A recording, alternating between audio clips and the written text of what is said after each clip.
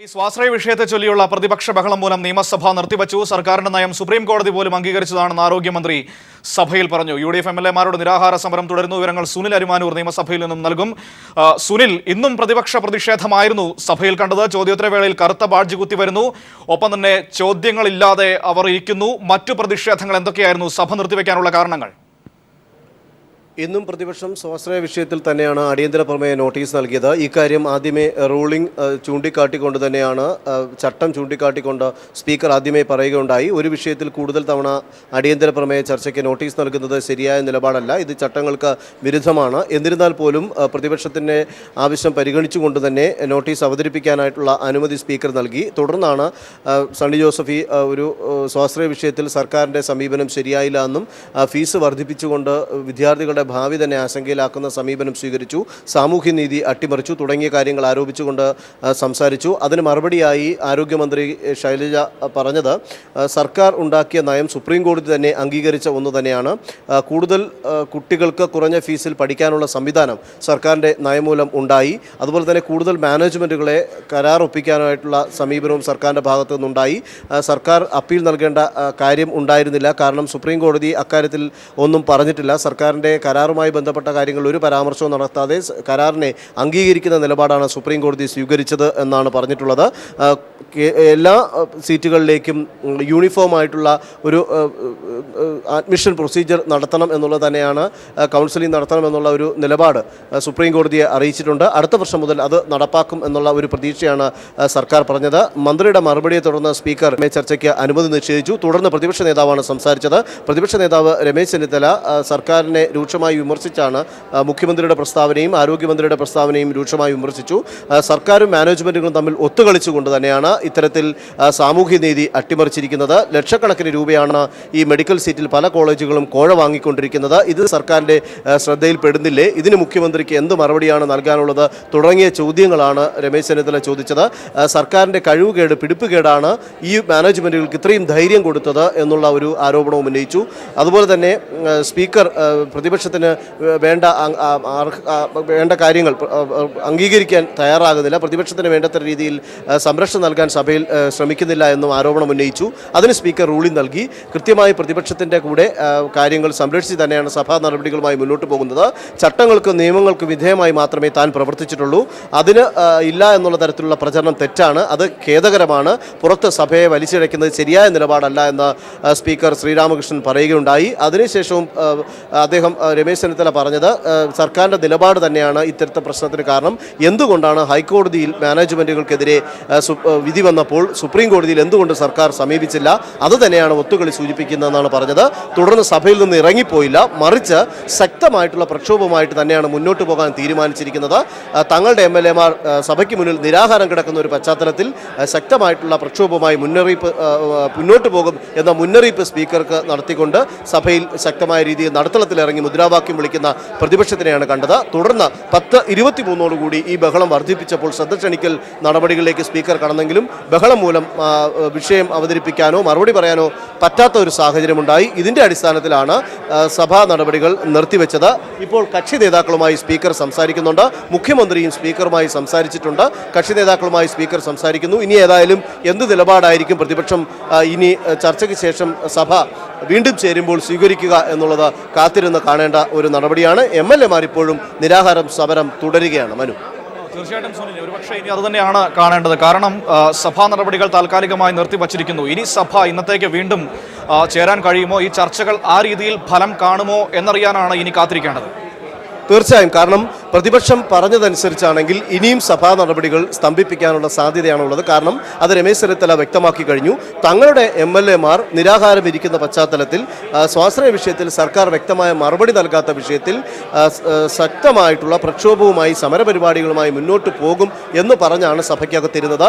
ഈ സമയത്ത് കേരള കോൺഗ്രസ് മാണി വിഭാഗം സഭയിൽ നിന്ന് ഇറങ്ങിപ്പോയി. പക്ഷേ UDF-ലെ മറ്റംഗങ്ങളെല്ലാം തന്നെ, UDF-ലെ ഘടകകക്ഷികളിലെ അംഗങ്ങളെല്ലാം സഭയ്ക്കകത്ത് മുദ്രാവാക്യം വിളിച്ചുകൊണ്ടിരിക്കുന്ന സമയത്ത് സമയത്താണ് സഭാ നടപടി നിർത്തിവെച്ചിരിക്കുന്നത്. ഇനി സ്പീക്കർ അനുനയ ചർച്ചയിൽ ചില കാര്യങ്ങൾ പറയും. അതനുസരിക്കുമോ എന്നുള്ളത് അല്പസമയത്തിനകം തന്നെ നമുക്ക് മനസ്സിലാക്കാൻ സാധിക്കും. ഇപ്പോഴത്തെ ഒരു സ്ഥിതിഗതികൾ വെച്ച് സഭാ നടപടികളുമായി സഹകരിച്ചു പോകാൻ പ്രതിപക്ഷം താല്പര്യം കാണിക്കുകയില്ല. കാരണം അവരുടെ MLA-മാർ നിരാഹാരം നടത്തുന്നുണ്ട്. അത് ഏത് രീതിയിൽ അവസാനിപ്പിക്കണം എന്നറിയാത്ത ഒരു പശ്ചാത്തലം സമരവുമായി ബന്ധപ്പെട്ട് നിൽക്കുന്നുണ്ട്. അതുകൊണ്ട് തന്നെ അത്തരം കാര്യങ്ങളിൽ സർക്കാർ എന്തെങ്കിലും മറുപടി നൽകുന്നത് കാത്തിരിക്കുക എന്നുള്ളത് മാത്രമേ പ്രതിപക്ഷത്തിന് മുന്നിലുള്ളൂ. അതനുസരിച്ചായിരിക്കും സഭാ നടപടികളുമായി ഇവർ സഹകരിക്കുമോ ഇല്ലയോ എന്നുള്ള കാര്യം. ഏതായാലും മുഖ്യമന്ത്രിയുമായിട്ടും സ്പീക്കർ ഇപ്പോൾ സംസാരിച്ചിട്ടുണ്ട്. അതനുസരിച്ച് ഇപ്പോൾ ചർച്ച അവസാനിച്ചിരിക്കുകയാണ് കക്ഷി നേതാക്കളുമായി. ഇനി അല്പസമയത്തിനകം സഭ ആരംഭിക്കുകയാണെങ്കിൽ പ്രതിപക്ഷം ഏത് നിലപാട് സ്വീകരിക്കുമെന്നുള്ളത് നമുക്ക് വ്യക്തമാക്കാനാകും. സുനിൽ, തിരികെ വരാം. ഇപ്പോൾ ശ്രീ ടി വി രാജേഷ് കൂടി നമ്മോടൊപ്പം ചേരുന്നുണ്ട്. ശ്രീ ടി വി രാജേഷ്, എന്താണ് സത്യത്തിൽ സഭയിൽ സംഭവിക്കുന്നത്?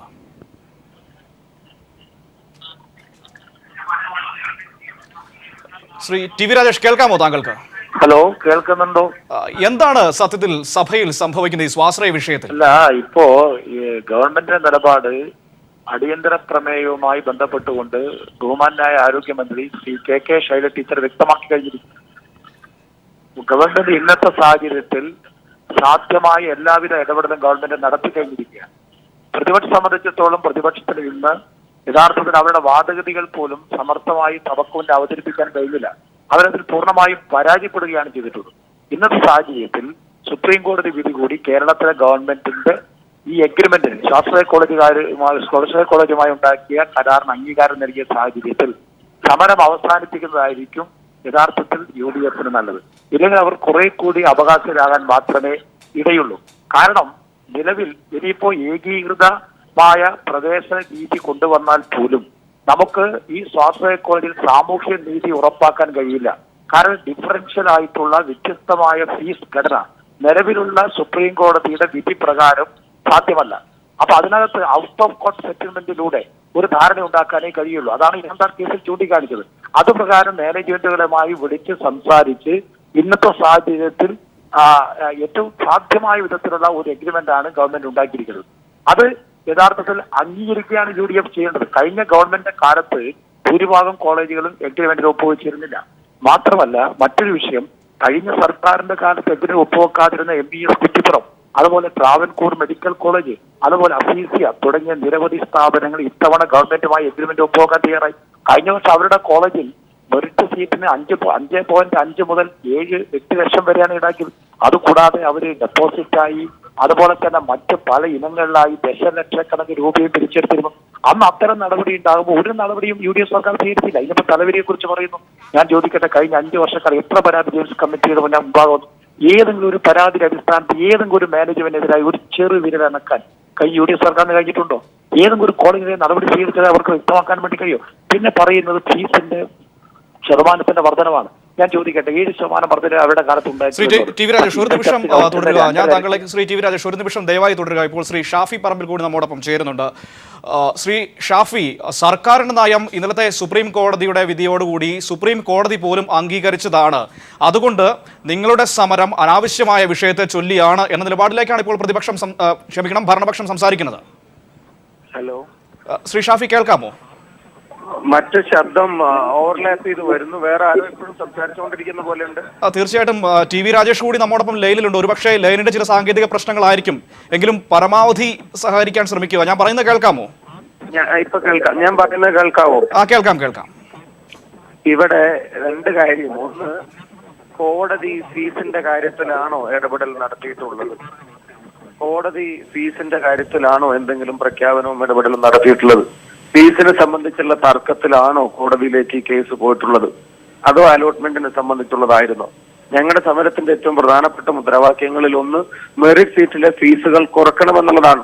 അതിനെ സംബന്ധിച്ച് കോടതി എന്തെങ്കിലും കമന്റ് പറഞ്ഞിട്ടുണ്ടോ? ഫീസ് എന്ന ഒരു ഘടകമെങ്കിലും കോടതിയിൽ ചർച്ചയ്ക്ക് വന്നിട്ടുണ്ടോ? ഉണ്ടെങ്കിൽ നിങ്ങൾ പറയുന്നതിന് ഞങ്ങൾ അംഗീകരിക്കാം. ഇനി രണ്ടാമത്തെ കാര്യം, ഇവിടെ ഈ ഗവൺമെന്റിന്റെ ആത്മാർത്ഥതയാണ് ചോദ്യം ചെയ്യപ്പെടുന്നത്. ടി വി രാജേഷ് ഉൾപ്പെടെയുള്ള ബഹുമാന്യരായ മുൻകാല സമര ഭടന്മാരായിട്ടുള്ള നേതാക്കന്മാർ SFIയിലൂടെ DYFIയിലൂടെ സ്വാശ്രയം ഉൾപ്പെടെയുള്ള സമര മേഖലകളിൽ നിർണായകമായ ഇടപെടൽ നടത്തിയിട്ടുള്ള ആളുകൾ, അവര് പോലും വളരെ കഷ്ടപ്പെട്ടതിന് ന്യായീകരിക്കേണ്ടി വരുന്ന ഒരു സാഹചര്യം എവിടുന്നാ ഉരിഞ്ഞു തിരിഞ്ഞു വന്നത്? ഇത് ഉരിഞ്ഞു തിരിഞ്ഞു വന്നതിൽ ഏറ്റവും പ്രധാനപ്പെട്ട സാഹചര്യം മറ്റെല്ലാ സ്വകാര്യ മാനേജ്മെന്റുകളോടും ഒപ്പം പരിയാരം മെഡിക്കൽ കോളേജിന്റെ ഫീസും കൂടെ കൊണ്ടുപോയി വെച്ചിരിക്കുകയാണ്. അത് കുറക്കാൻ കോടതിയുടെ അനുമതി വേണോ? അത് കുറക്കാൻ മാനേജ്മെന്റ് അസോസിയേഷന്റെ ഇടപെടൽ ഉണ്ടാവുമോ? അത് കുറക്കാൻ വേറെ ഏതെങ്കിലും പൊളിറ്റിക്കൽ പ്രഷർ ഉണ്ടാവുമോ? ഒരു തരത്തിലുള്ള പ്രയാസങ്ങളും ഉണ്ടാവില്ലല്ലോ. കേരളത്തിന്റെ മുഖ്യമന്ത്രിക്കോ പാർട്ടി സെക്രട്ടറിക്കോ ഒരു തീരുമാനമെടുത്താൽ നടപ്പിലാക്കാൻ കഴിയാവുന്ന തരത്തിൽ ഏറ്റവും ചുരുങ്ങിയ പക്ഷം സ്വകാര്യ കോളേജുകൾ വാങ്ങുന്ന അതേ ഫീസെങ്കിലും വാങ്ങാതിരിക്കുക എന്നുള്ളൊരു സാമാന്യ മര്യാദ. നിങ്ങൾ ആലോചിക്കുക, UDF ഭരിച്ചിരുന്നപ്പോ പോലും സ്വകാര്യ സ്വാശ്രയ സ്ഥാപനങ്ങളിലും പരിയാരത്തും ഫീസിന്റെ കാര്യത്തിൽ ഡിഫറൻസസ് ഉണ്ടായിരുന്നു. മെറിറ്റ് സീറ്റിന്റെ കാര്യത്തിൽ ആ വ്യത്യാസം പോലും നിലനിർത്താൻ കഴിയുന്നില്ല ഇടതുപക്ഷത്തിന് എന്ന് പറയുമ്പോൾ അത് പാവപ്പെട്ട SFIക്കാരോടും DYSIക്കാരോടും ചെയ്യുന്ന അനീതിയല്ലേ? അത് രക്തസാക്ഷികളോട് ചെയ്യുന്ന അനീതിയല്ലേ? അത് ഉയർത്തി കാണിക്കാനുള്ള റൈറ്റ് ഞങ്ങൾക്കില്ലേ? അപ്പൊ ഞങ്ങളുടെ സമരം എങ്ങനെ അനാവശ്യമായിട്ട് മാറുക? ശ്രീ ടി വി രാജേഷ്, ഒരുപക്ഷെ അതിന് മറുപടി താങ്കൾ പറയേണ്ടി വരും. കാരണം ശ്രീ ഷാഫി പറമ്പിൽ പറയുന്ന കാര്യങ്ങൾ മൂന്ന് പോയിന്റുകൾ പറയാനുള്ള സമയം നൽകണം. തീർച്ചയായിട്ടും താങ്കൾക്ക് ഇവിടെ പറഞ്ഞിരിക്കുന്നത് സുപ്രീം കോടതിയിൽ ഫീസിനെ കുറിച്ച് ഒരു വാക്കുപോലും അഡ്വക്കേറ്റ് ജയദീപ് ഗുപ്ത പറഞ്ഞിട്ടില്ല എന്നാണ്.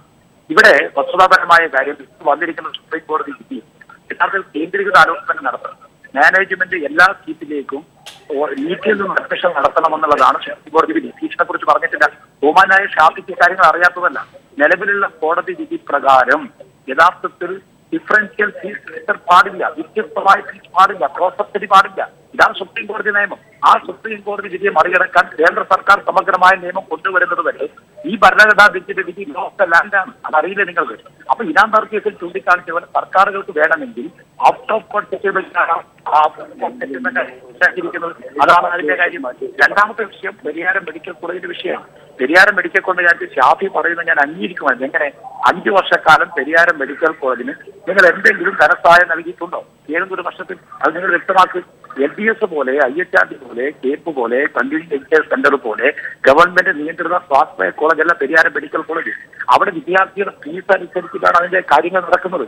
അതല്ലാതെ മറ്റൊരു വരുമാനം ആ കോളേജിനില്ല. മാത്രമല്ല UDF ഗവൺമെന്റിന്റെ കാലത്ത് പെരിയാരം മെഡിക്കൽ കോളേജിൽ 4 തരത്തിൽ സീറ്റുകൾ തന്നെ ഉണ്ടായിരുന്നു. ഒന്ന് മെറിറ്റ്, മറ്റൊന്ന് മാനേജ്മെന്റ്, മറ്റൊന്ന് പ്രിവിലേജ്, മറ്റൊന്ന് NRI. പ്രിവിലേജ് നിങ്ങൾക്ക് എന്തായിരുന്നറിയോ? ഇഷ്ടമുള്ള ആളെ എടുക്കാം. അതായിരുന്നു പ്രിവിലേജ് സീറ്റ്.